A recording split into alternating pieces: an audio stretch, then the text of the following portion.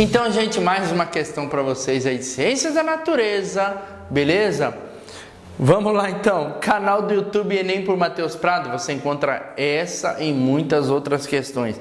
Essa é uma questão assim, daquelas questões que eu diria o seguinte: gráfico muito complexo, né, com muitos dados, né? Mas aí a sua atenção deve se focar em uma questão que ele coloca aqui, né? Ele vai falar de eutrofização, né? Dos nutrientes que são lançados, por exemplo, em rios, lagos e mares, que provocam aí a morte de algumas espécies aeróbias, né? E vai colocar um ciclo numa figura que reflete a dinâmica dos nutrientes de um lago. E vai colocar assim, a pergunta mesmo é o seguinte: a análise da água desse lago, que recebe a descarga de águas residuais provenientes de lavouras adubadas, provocando então a eutrofização, né?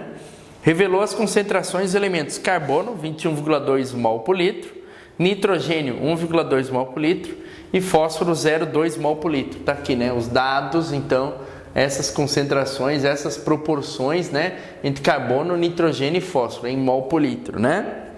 Só que nesse gráfico que ele coloca, né? Um gráfico cheio de dados, né?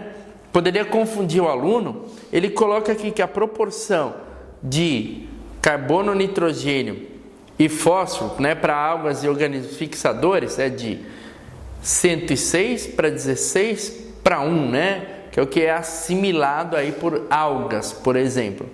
E ele pergunta o seguinte: qual que é o nutriente limítrofe, né? Ou seja, o limitante.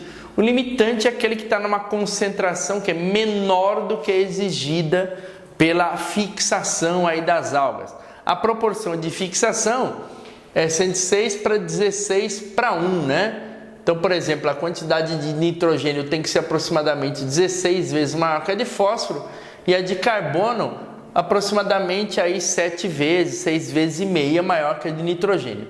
Você observa aqui que, por exemplo, a quantidade de nitrogênio é 6 vezes maior que a de fósforo, não 16 como aqui. Então, é uma quantidade que está abaixo do esperado, né? E a quantidade de carbono aqui, que deve ser em torno de 6, 7 vezes, aqui na verdade você tem uma concentração quase que chegando aí em 20 vezes maior, né? Então, portanto, a proporção de nitrogênio está abaixo, né, da proporção de fixação pelas algas.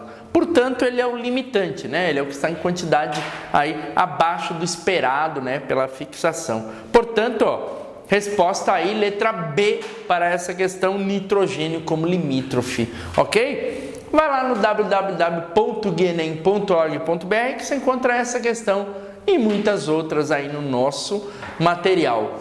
Valeu, gente!